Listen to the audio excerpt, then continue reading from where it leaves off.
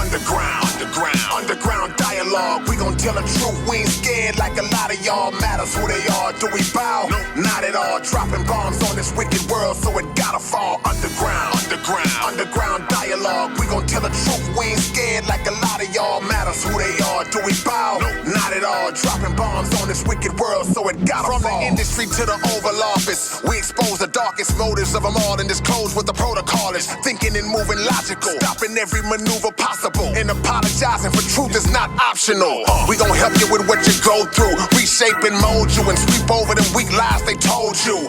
If you living with no clue, we gon' deprogram the old you, and you get to keep your soul too. What up, man? It's your big brother, K. Reno, and I'm gonna do it for my partner. This your boy, Keystone. And y'all are tuned in again to another episode of the Underground Dialogue Podcast where the name speaks for itself. And tonight, man, we have a brother sitting in a legend seat who is truly a legend, man, straight out of Miami, Florida, man. He even had a project called Living Legend. In my opinion, he is an example of brilliance and resilience. The brilliance part coming from his talent as an artist, but the resilience part coming from the things that he's been through, that he's been able to overcome. This is a Billboard charting artist. You know him from being on Love and Hip Hop, doing his thing, man. He's now on his independent grind, a veteran artist. Y'all seen him with Rick Ross and Maybach Music Days. We got the one and only Mr. Gunplay. Ooh, in the building. What an intro. What an intro. Nothing but truth. I didn't tell not one lie, my brother. Where's the lie? Man, resilient and brilliant. No question Absolutely. about it. And you had that, man. I'm claiming that, man. We want to get right into it, man. The one thing that I've learned about you, fam, is you're very transparent. Yeah. And a lot of stuff that you've gone through and a lot of your life journey. Is that something that you kind of intentionally do to kind of make people understand how to not go down the roads you went through, or that's just your personality? That's just me, bro. Yeah. That's just me. I've always been like that. I always just I'm the daredevil kind. Don't dare me to do it. That's me. Like I feel like. And then I see people, like, when they put on their mask, and I'm like, I be trying to give them an example, at least, like, you don't have to, dog. I could see you already. You're not fooling me. I'm just making you feel like you gotta, you're fooling me, but I see who you are. You see what I'm saying? I can look in people's eyes. That's why I look at people in the eye. I see their soul. I can see them. You know what I mean?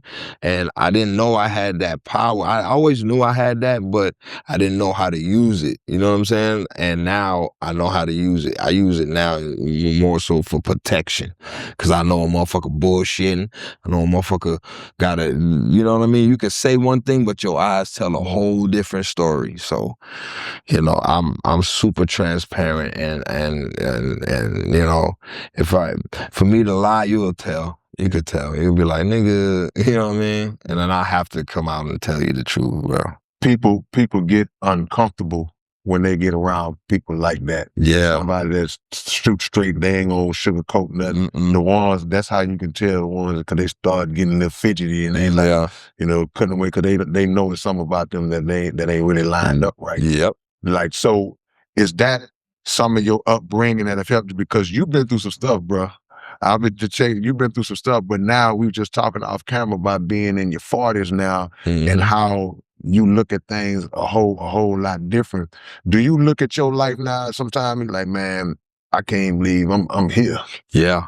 All the time, actually every day now. Like, the more you go through and the more you survive situations, whether it be of your doing or not, the lessons that you learn, like, after a while, you just, like, I just lost thought. My bad. What was you just going through the trials that you went through? Is this something that kind of like made you better, just basically in a nutshell? Yeah. Like, all these lessons that you learn, like, you know what I mean? You like I was saying, I found my thought. Once you go through all of these things and you start realizing, like, being grateful for little things helps your situation. Because if you have, say you have a car, right? Like I got this one little chick, right? She has a little car, right? She always says, I'm gonna get a new car. Every time I see her in a car, man, go clean your car, go do this. I don't care, I'm gonna go get a new car. And I always be like, yo, you think God is gonna give you a new car and you not taking care of the car you already got? So that's an example of, you think, you know what I mean? Like, you want greater for yourself, but you're not grateful for what you got now. You know what I mean? You're not taking care of what you got now. Right. You know what I mean?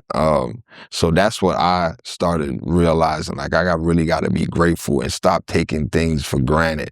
So respect money. You know what I mean? I never respected money. I was always like, because I always make money, but it's like you have to respect it. You know what I mean? I don't want to respect it because it's just money. It grows nothing. Yeah. You know what I'm saying? But I have to. So I learned a respect for money. You know, it's a lot of things that I learned having to be just sit down and sit still for a while. 2.5 years, I had to sit still, not in a cell, but in house arrest, because God knew it was like, you didn't do this crime. Why?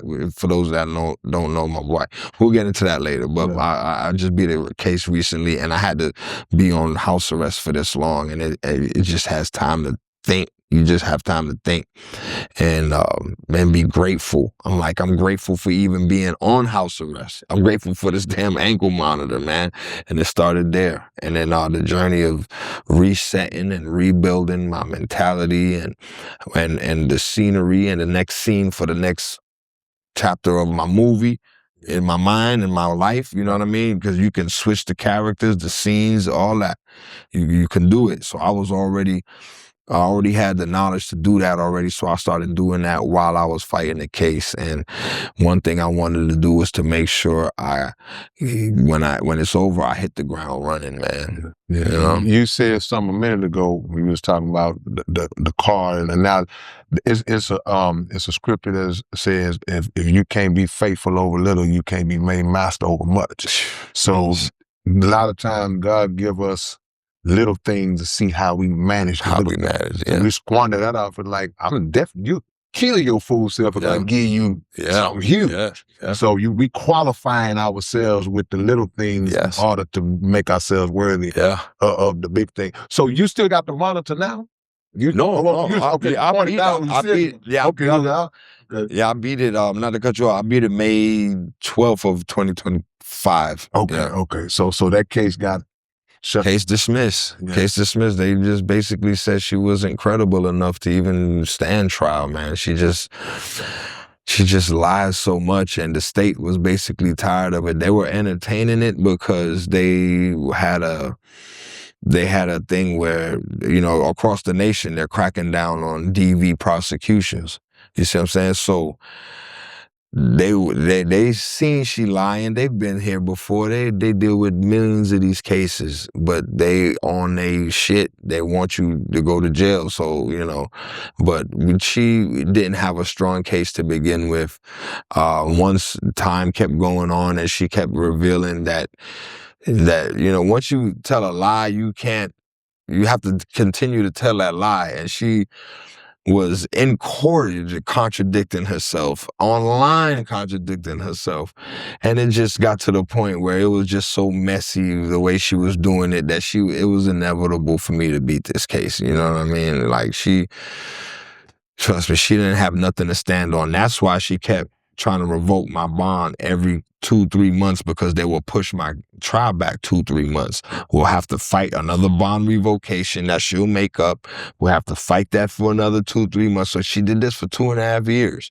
You see what I'm saying? So you don't know what you're just waiting when the next shoe is gonna drop with her. You know what I mean? So that kind of fucks with your head. Every day you thinking like, damn, dog, I'm gonna get a knock on the door, dog. Something's gonna happen. So it kept you on your toes. It was just, it was the worst, best time that I've ever had in my life that I ever went. What did the best time? How did the way you worded and you say the worst, best time? What do you mean? Because it forced me to one, like really be on top of my business and not letting, like I'll be on top of my business, but I'll let somebody do my admin work. You see what I'm saying? So now I'm gonna do everything my damn self, and then once I do everything, and I'll hand it over to somebody to overlook it, and I'm still handling everything. But that was, there was a lot of things that I had to fix within myself. That was the best part of it, like emotional intelligence. You know what I'm saying? Self-control. Learning how to really pray, getting closer to God, restoring the relationship with my mother that we were at odds for years. You know what I mean? And those things are priceless. You know what I mean?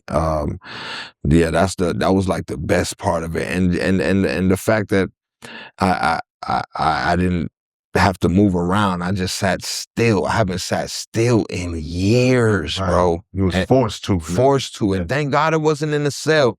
Yeah. It was where I was comfortable. Where was your house? Where was I was at my grandmother's house. Okay. Yeah, because they didn't let me go back to the crib. Right. You know what I mean? So I had to be over there. And, God bless her. She passed maybe a year before that. But, the way things aligned, I had nowhere to go. Right. You know what I mean? So that was if she was there, I wouldn't been able to really, I don't want to be there. I don't know how, you know what I'm saying? Come on, bro. I would have, I didn't know where I was going to go. So, that opportunity came, and I was like, yeah, I asked, they was like, yeah, you can go over there. There's nobody there. I think my aunt was there, and I was like, all right, cool. So, but then my mom came, and she started, going to court with me every court date, bringing her Bible. So, talking to her through that time, and her praying with me and getting me close to the God, I needed that. Yeah. You know what I mean? And it brought me to who I am now. Can I ask you this? Because just for people who might be going through situations kind of similar to what do you think that the fame and the attention and the money, did that fracture the relationship, or was it something that it would have happened if you were just regular Joe Blow off the street? I think both of them. It would have happened if I was just a regular Joe Schmo, because it was her mental, her state. It's not stable. You know what I mean? So it was going to happen regardless. The first month I met her, she tried to pull the police trick on me, but it reversed because I called them first while she was yelling help, trying to call them, throwing things at me. And because she lost her keys, she was drunk, and she basically did the same thing she did the night of the incident. She did that to me the first month. And I called the police, and she had a knife on me and everything on the balcony. I'm holding the glass door shut, which was shattered. And the police came up, opened the door, and she runs out and yells, "Don't take him to jail. If you do, my family's in danger. He's a killer." I cannot make this up. They walk in. That's the first thing I hear, that she runs out and says, it's like she done this before. You see what I'm saying? But I'm not knowing that yet. And they come in, and they, most of the officers in the city and everybody, they know me. They know my face. So they're like, "Gunplay, what's up, man?" I'm like, "I'm chilling." And they see I'm not drunk. I'm totally sober, because I wasn't drinking at the time. And she was totally drunk. And then next thing you know, I told them what happened, and they hemmed her up in the hallway. I guess she was being combative, and they ended up, they was going to take her to jail. But they asked me if I want to press charges. I said, "No, I'm not pressing no charges." I said, "I just want to get out of here." You know what I mean? I just met her a month ago. But then her mom and dad was begging me to give her another chance and this and that. She ended up being pregnant. We got an abortion. She gets pregnant again. So I'm super tied in now. And I knew it was going to happen where we were going to break up, and it was going to be a bad breakup, but I didn't think she was going to be at this level of depth. So from the time y'all met to the time when it was really, really a wrap, what was that time frame? How long was that? 2 years. 2 years. So let me ask you this. I'm in big brother mode now, because then I'm asking for all. Yeah. After that first month, when she first flipped out, I know. what made you say, I'ma still stick, cause we all do it now. I ain't acting like but I just want to know for you and the audience, like, what made you say, man? Her mother and father were a big influence on that, and she got pregnant. Right. She was pregnant. Yeah. So those were the factors that really pushed me to, you know, say, all right, I'll try. You know what I mean? We could try to work this out, because they said she had PTSD from her last relationship where the dude beat her up really bad, and he's doing 15 years in prison. Ironically, the same amount of time they was offering me. But I just, you know, that was what really drove me, because y'all have a child now. Now I am. How has co-parenting been in that? I haven't seen her. I haven't seen, so, because like I said, she makes up these things, man, and she got a restraining order on me from Kentucky. She's in Kentucky rehabilitating from a severe car accident that she almost died in, and unfortunately, and the day I beat the case, I get a knock at the door from the sheriffs, and they said they served with a restraining order from Kentucky. Right. And she made up a whole thing about the case that she just lost. That was the basis of why she needs a restraining order. So now I can't see my daughter or talk to her or anything like that. You know what I mean? Well, we're going to pray on that situation, man. It's funny in these kind of cases, these situations, man, don't nobody win but the lawyers. Yeah. Like, nobody wins but the lawyers, man. So yeah, we definitely, we can move past that. Well, musically, man, you are a legend, bro. You have worked with some of the best. You've been around among some of the best. And how did you start off in rap? What got you into music? What was your origins in the game? Who was you listening to and all that, man?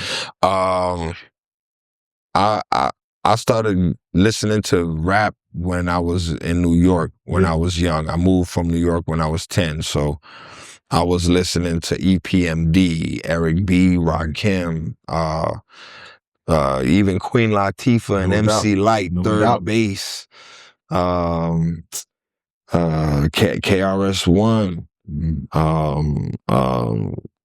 a lot, Special Ed, right? You know what I mean? Came down to Miami and started listening to Trick Daddy, and started listening to Piccolo, and you know, at the time Polo Dynasty. You know what I mean? You up on MC Shy D and all that? MC Shy D, yep. MC Shy D, yep.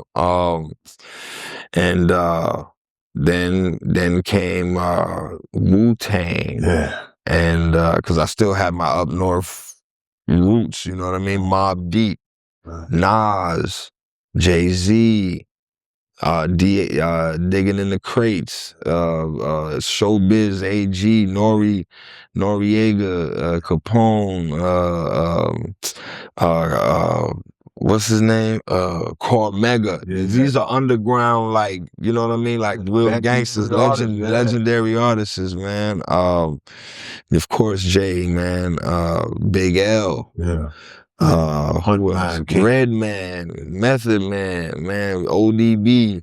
Like that's a lot of, like, my style comes, my transparency comes from ODB. Wow. Okay. My word, like, rhyme schemes come from like a Big L. Yeah. You know what I mean? My image, I would say, would be a dirty bastard DMX. Right. You know what I mean? My spiritual side, my realness side, it would be a DMX. You see what I'm saying? So I took from every one of these, you know what I mean? My beat selection, Mobb Deep. Right. You know what I'm saying? Yeah. So yeah. That's but you know, the greats do that. The greats are gonna pull from other greats and then concoct it into something that's all you. Make it their own. You know, I heard that doggone Bible on the Dash. Oh yeah. And before I even heard the song, the title pulled me in, and you correct me if I'm wrong, because what I was thinking about in that moment, I was like, you know what? Even when we are in our most whatever state, we hustling, we out there bad, we ratchet, whatever we doing, most of us are still centered in God and spirituality. Yep. So we have this mindset like, I know it ain't when I'm doing it right, but I'm keeping God with me. Yeah. And he protect me and get me through it. You know, and then work on myself to transition out of it. Is that the kind of the concept of pretty much. And when I was growing up and I was, hustling and shit, and I, if I'm in one of the OG's Broms or something, or OG's whip, they always had the Bible on the dash. You know what I mean? And just force a habit. I mean, just force of seeing, everybody seeing it, force a habit. I put it on my dash. So I'm riding. And then when I was like on a run, I was on a run for armed robbery, and I had the Bible on the dash, and I had that beat. The beat, I was riding to it for like a year before that. I just didn't want to, shout out to the Morris brothers, I didn't want to even touch the beat until my back was against the wall, until I had a situation that'll give me the ammo I needed to give this beat justice. You know what I'm saying? Because the beat was just so like, it's like soulful. I can't explain it. Even, you know what I mean, to this day, like that shit it was a hell of a beat. So I waited and waited and waited, and I'm riding, and I usually write when I'm driving. I like to write when I'm driving, and I'm headed up to Atlanta and playing the beat, and I came up with the hook, I believe. And then with different versions of it, but I knew I wanted to be Bible on the dash because I seen the Bible, and then, you know what I mean? And then, so you knew what it meant when you saw your OGs you already knew why it was there. Why it was there. And now it made sense. Like, yeah, buddy, we need this on our dash, bro. Right. You know what I mean? And I just, got to where I was hiding out at, and they had a studio in the basement. Shout out to Shank. You know what I mean? Had a studio in the basement, and then that's when I said, okay, I know what it's gonna be. It's Bible on the dash. So how we gonna do it now? And it just get it up. Easy, yeah. Yeah, that was a powerful song, man. Yeah, definitely a powerful song. When did you start to find it? When you started to make your way with like, oh man, I'm out here rapping, I'm doing my underground thing, and now my name started to come up. When did that start happening for you, and then leading you to did that lead you to Ross? I know y'all had the Triple C. Yeah, I knew Ross since I was 15, man. Okay. We met through a mutual friend, and I was the mutual friend's first artist on his independent label, MIA Productions, back in the day. Shout out to Earl. Yeah. And he said, man, I met this new dude, man. He sounds like a down south Biggie. His name Teflon Don. He said, man, y'all will sound good together, man. And I met him, and we both had that same drive, man. Like I didn't meet anybody that had the same intensity that I had to make it. Right. To want this shit bad as fuck.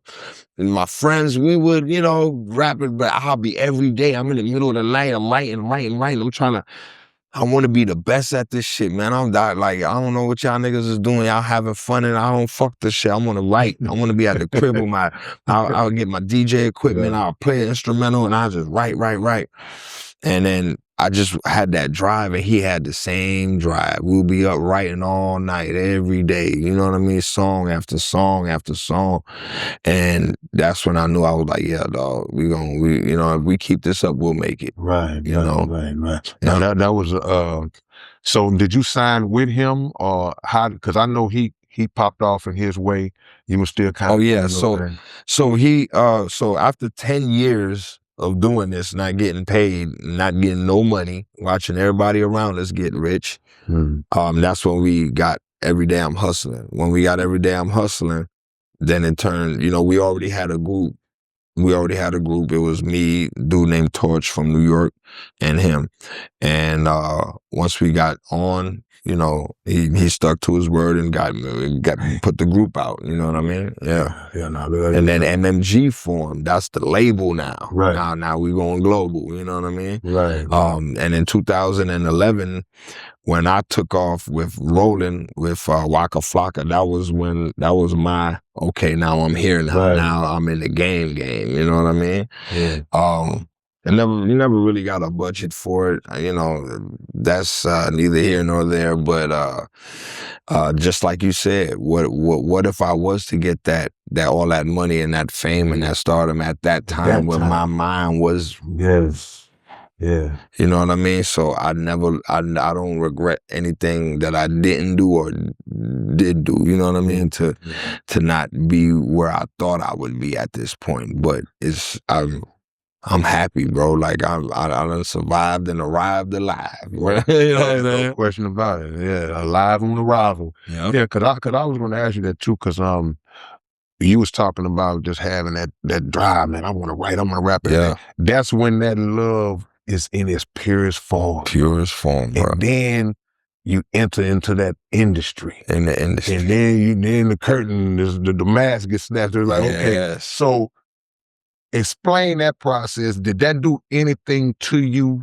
as far as just distorting your view on the art form once you kind of got behind the wall and saw how the industry worked? Yeah, it did, because it's like, it's not about your talent. Yeah.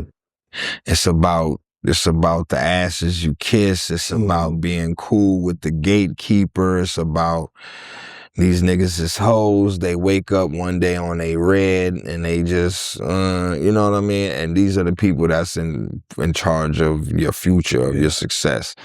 You know, but if you leave that to them, then, you know, but if you take your destiny into your own hands, and you become the gatekeeper, and you be the, you know what I mean? You the one that's gonna catapult your own career, then you don't gotta worry about nothing. But a lot of people don't have that drive to take their own success in their hands and make it happen. You know what I'm saying? They wait around for the big homie. They wait around for the nah, but I was putting shit out. We got on 06. My first mixtape was 08, and that's only because we was touring so much I didn't have time to record. Right. You know what I mean? Right. But I've been putting shit out since 08, man, and you know, I'm gonna take my opportunity, bro. I ain't gonna sit down and Is this some things that you saw once you got behind that industry wall that even messed your head up? Like, or was it like I expected to see some?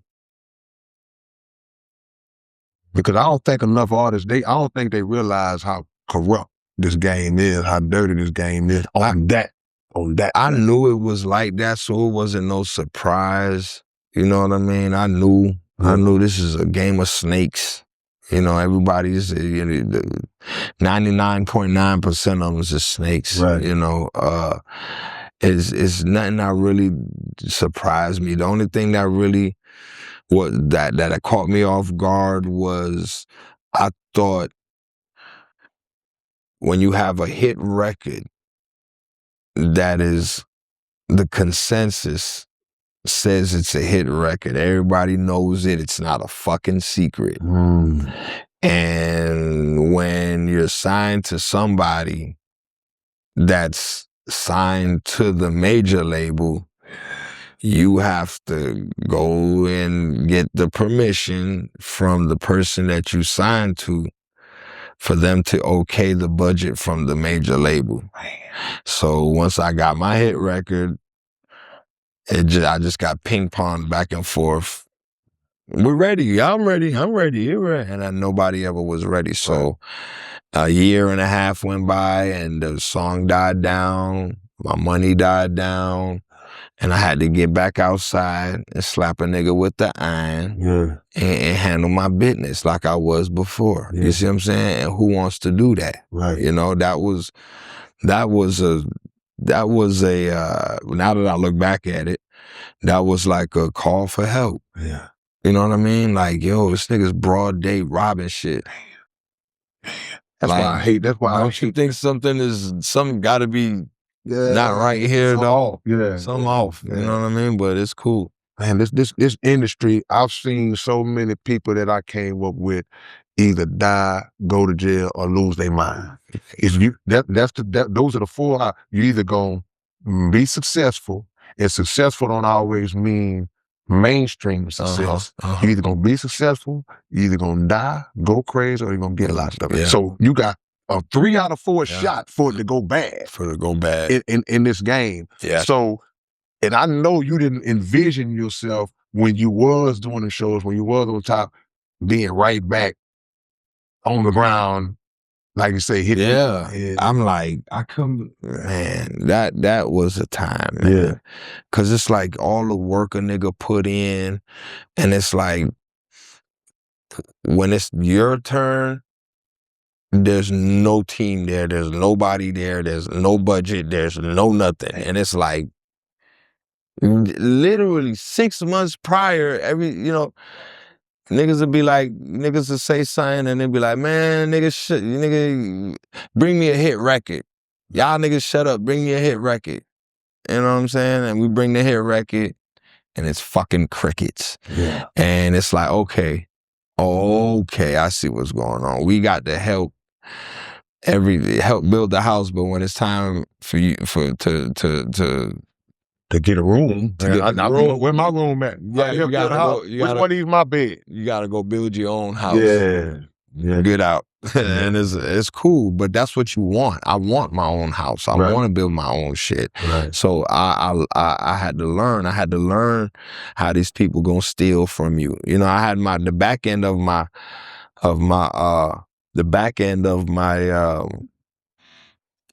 first album was stolen. Matt Middleton and or what's her name? Megan Price. Megan Price and Matt Middleton, which was the lawyer that amended my contract. Yeah. So I guess they thought I was never coming home. Right. So I turned my album in. I got my 75,000 before I went on a run. Right. So I got a bolo out for the truck. I get the money. I go on the run. They probably think I was finna be cooked. I beat the case. 3 years later, I turned the album in because I ain't even want to rap no more. Right. And I finally do it. I turn it in, and I get no money. I forgot about it, honestly. And then 2022, I go to look at what's going on. I look. Both of these, excuse my language, both of these faggot ass, puss ass bitches and fuck niggas done amended my shit and routed 75,000 of my back end to Megan Price. Man. And I can't make this shit up, but see, this is what happens when, when you thinking that, look, you have to slip, trip, and bust your lip. Yeah. Fuck it. I'm not gonna blame nobody. I'm not gonna complain about it. Right. It is what it is. Right. Will I be coming back for mines later on? Who knows? If the statute of limitations is still doable, yeah, I'm gonna come sue people. Absolutely. You see what I'm saying? But go ahead. No. So basically, when it came to a situation where you say they amended the deal, right? So that was something that they were able to do on paper without any type of I guess signature. Yeah. There was no signature for me. Who hired them? They were assigned to you? No, I had to be out and start finding how to maneuver through this shit. So I found somebody. Her name was Megan Price, and her lawyer was Matt Middleton. And she was managing basically, and he was the attorney. Yeah, they got exactly. You know what I'm saying? So I guess they was doing whatever they was doing, but they amended that and stole 75,000 off my first album. You know what I mean? Neat, man. Yeah, that's cool though. That's cool because who knows? See, God never shows you their karma. Right. You know what I mean? He was just said, God never he'll never show you. Sometimes he will. Yeah. I didn't get to see this karma. Right. You know what I mean? But who knows? Maybe saying this, maybe somebody seeing this, or if I get a lawyer and lawyer up, who knows? Who knows? Because I definitely will be coming for my shit. Man, this is I could. This industry, man, it's so hard to trust anybody. So somebody that you actively go out and hire to protect you, to do the very thing, and they do the opposite of the very thing that you hired them to do. That's heartbreaking. That's a hard thing to do, but it's a cautionary lesson for any art. That's why I'm glad you just open about it. Yeah. Because people will change, man. Money will turn a honest person into a demon if they are put in the right position and their moral character ain't lined up to be able to. Their moral character ain't lined up. Right. Exactly. And, you know, me, I can't touch nobody's shit that ain't mine. Come on, man. Come on. My mama told me, man,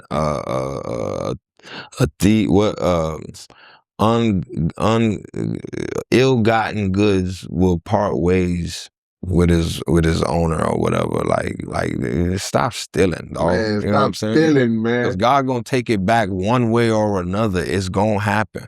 I got a ton of stories to tell, but it's about people that did me wrong and the things that happened to them and are still happening to them, and they wonder why. And it's like, because you stole from me. Man, that's like the story of a dude who go out and steal a car from somebody and he fix it up, put rims on it, and somebody steal that car. And he mad. And he mad. Like, dude, you stole the car. Come on, man. What's the logic in that, bro? I'm telling you, yeah, that's how it go. So when Love and Hip Hop came on, what led you to them? How did they reach out to you? How did they find you? How did the whole thing come together?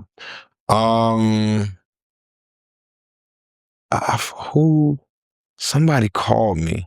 I can't remember. Somebody called me and just said, Love and Hip Hop said they looking. They say, what's up? Yeah. I'm like, at first I'm like, nah, but then I thought about it and they were like, they had doing a new franchise, a Miami franchise. I'm like, oh yeah, let's go. Doing it. I'm doing it. I ain't gotta leave. I ain't gotta leave. Yeah. All right, let's go.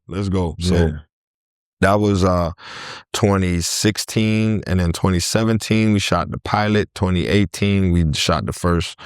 We released the first season. 2018. Yeah.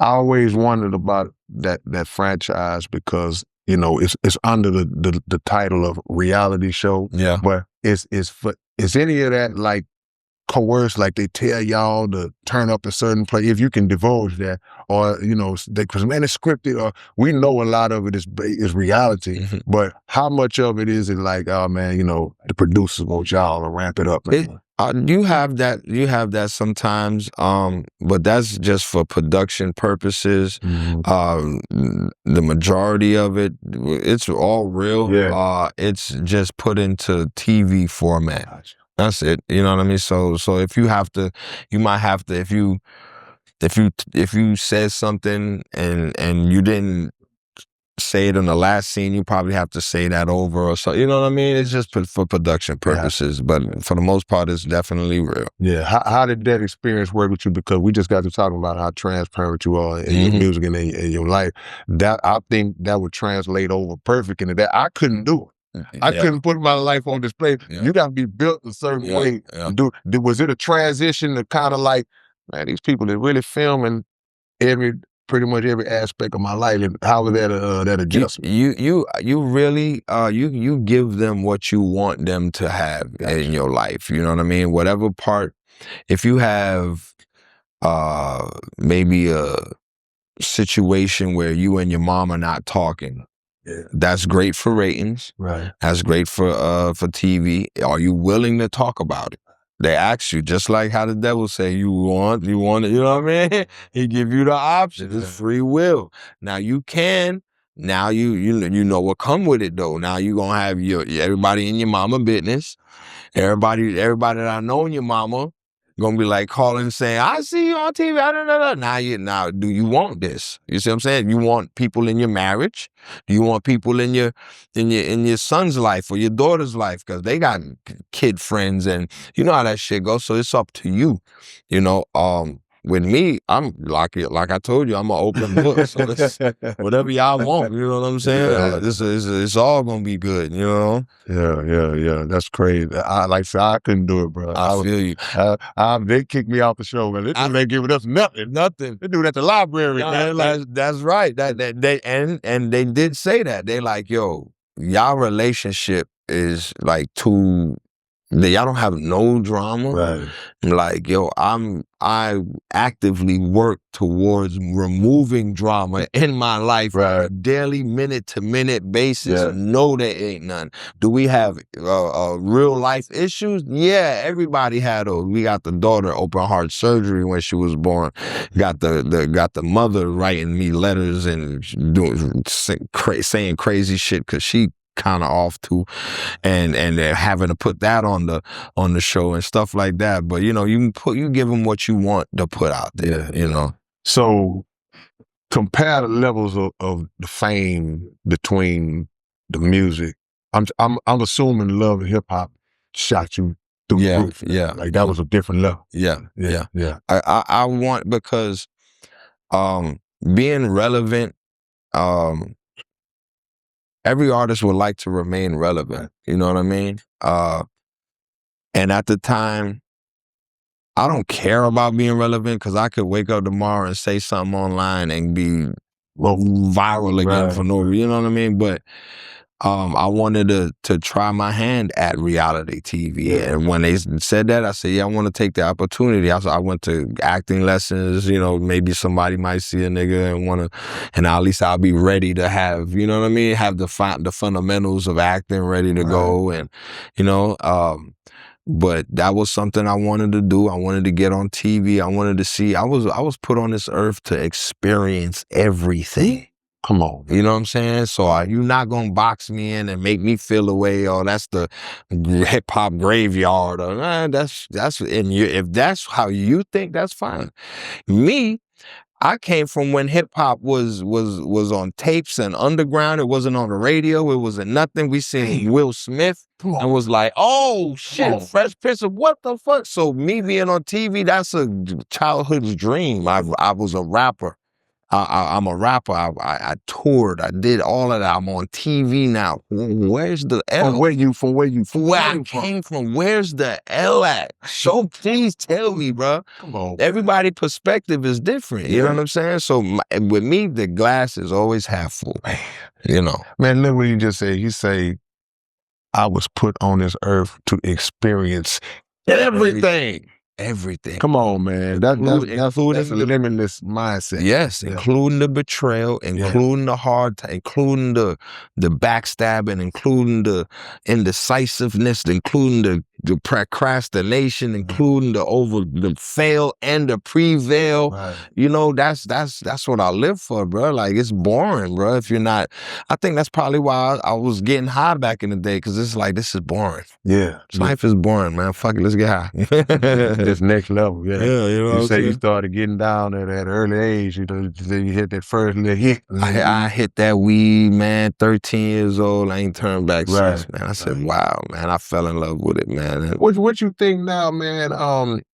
Because when I see somebody like you and I see you still standing, still doing your thing, still being successful, like, do you ever envision like talk to God, like, man, what's my purpose? Because you done took me through all, and then when I say took you through, I don't mean the bad, it got you through, pulled you through a lot of stuff that other people and self-inflicted. Yeah. Do you ever like put your purpose in perspective? Like, God, wow, why me? That's crazy you say that, because it had to be maybe 2 weeks ago I realized what my purpose was. And I never knew what is you talking about purpose? What purpose? I never really even understood it. Right. I'm like, my purpose was to come here, do this music, find a passion of something I love to do it to the point where I make a name for myself. I start a family, I guess. I had a child, a son, my son, what else? Like, what is purpose? What the fuck is purpose? And then when I see people and their purpose is to play basketball. That's their purpose. Okay, they play basketball. My purpose was to rap. Okay, so what now? And I'm like, what purpose? And then I saw something on TikTok the other day when I was watching this. I hate to see when people show what they do for other people and for bragging purposes, but even though I could tell that he did this from a a good place, but I just look past the fact that he's doing it for the gram. But the impact that he had on this maybe 13-year-old kid that he picks up rubber and plastic and copper all day, every day. The bag that he threw over his head was from like the wall to about here. It was about this wide. I'm talking about big old shit. And he's a little kid, man. And the guy, he was like, what do you do to make money? You know, what did you do before this to make money? He was like, I cut tiles. And so he took the kid and he was like, come on with me, man. He got him a haircut first. And he got into the back of the car with the guy, and he had his haircut and he was filming him, and he's like, the kid just start crying, bro. And you know what I'm saying? You could tell this is real. Like the kid, you could tell like he's fucked up about this shit. And then he got him something to eat. And he put a couple dollars in his pocket. And then he told him, he said, get out the truck. And then he put a box, he said, turn around, put the box behind him. And he told him to turn around and open the box. And it was some bunch of towel cutting tools that he needed. And the kid, man, lost it, bro. Like, hey, when I say that shit touched my heart, and now it hit me like, I like to help people. Right. I want to help people. I want to get now, my goal and my drive is different. Of course, it's personal. But now I want to get, you can't help anybody if you can't help yourself. Right. So now I'm going to help myself to the point where I'll be able to help people. And I'm not doing it for the damn gram. Right. You know what I'm saying? I'm doing it like Yak do it, like Kodak do it. Kodak ain't put on the gram. He pay niggas rents in the projects. He don't put that. That goes around by word of mouth. Those good deeds came through from word of mouth. Not on TikTok. Somebody else told what he did. You see what I'm saying? Right. Let them tell it. Right. And that's why, that's like a 90% reason why I respect Kodak Black like that. You know what I'm saying? And he don't do it for the gram. He don't do it for all that. That's how you supposed to do it. And that's what I want to do.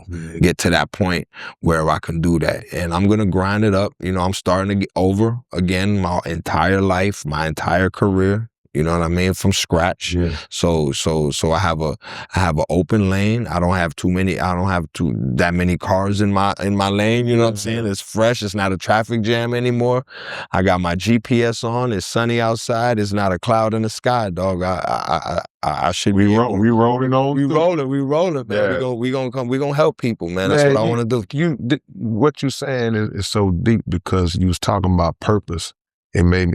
Purpose ain't just for the individual that's doing what they feel they was born to do. Purpose is what you're going to do with their gift to help other people. Yes. That's the real purpose. The real purpose. It's like, how can I help people after I manifest whatever little material crap? Right. Yeah, that's the big thing, man. Right. Golly. Yes. So on Love and Hip Hop, did that help you in a situation? Do they pay right? I heard rumors. Hell, well, look, that be them low tier motherfuckers. Got it. You talking about tier 1, tier 2? Ain't getting no money. That ain't no real money. I know. Trust me. You know what I mean? I was supposed to be tier 4. If I would have had a lawyer, I would have been tier 4. But I was tier 3, and that was a lot of money still. That's great. Yeah. Still, bro. Like you grew up, bro. Like, you know what I'm saying? Like, even if that was the only thing you did, you still would be straight. Yeah. You feel me? That's a blessing, man. Mm-hmm. So, new music, what you got coming? What can we expect? When is it gonna hit the streets? March 6th. Yeah. I made up my mind today, actually. I'm gonna go with Rock Nation Distribution. Right. You know what I mean? And we're gonna set it off like that. Shout out to Rel. You know what I mean? And Cheech. And I'm gonna go over there and I'm gonna put out my project, because I feel like this project has to reach ears that can appreciate it. Yeah. You know what I mean? And Rock Nation having a history of great musical talent, I think that this music deserves that platform to be displayed on. You know what I mean? For it to be displayed on that platform. And when it starts doing good, at least it'll be in under the umbrella or in a house of where it can grow legs and grow wings, and you know what I mean. What's the difference in your growth process?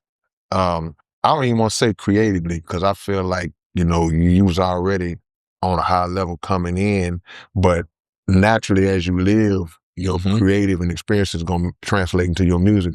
But from a business side, how have you grown from then to now so you won't have any more situations like with the people that stole you?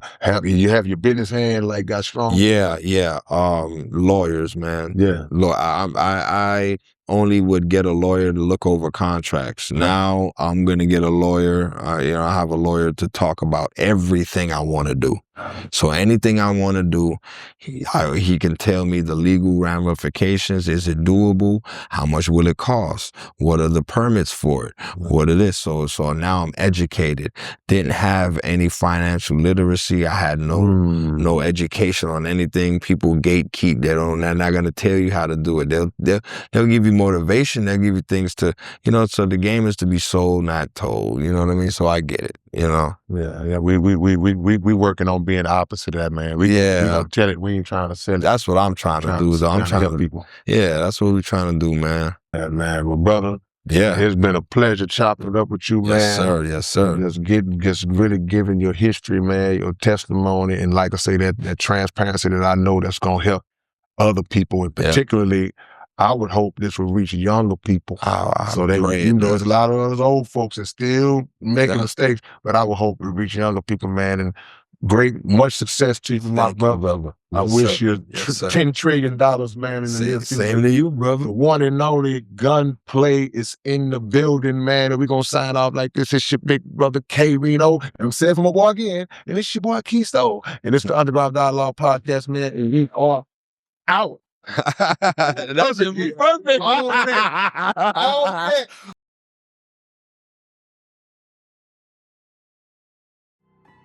Man, it's your big brother K. Reno. Look, man, the Underground Dialogue website is back in function. We back in motion, man. If y'all want Underground Dialogue podcast merch, whatever you need, go to undergrounddialogue.com and check us out. And always make sure that every Wednesday night, y'all are checking out the Underground Dialogue podcast right on YouTube, 9 p.m. Central Time. Yeah! What's up, man? It's your big brother, K. Reno. And check this out, man. The Underground Dialogue podcast is offering advertising opportunities, man. You can promote your business. You can promote your video, your song, whatever it is that you have, man. Reach out to us if you're interested in promoting on the Underground Dialogue podcast. All you got to do is email us at undergrounddialoguepodcast@gmail.com.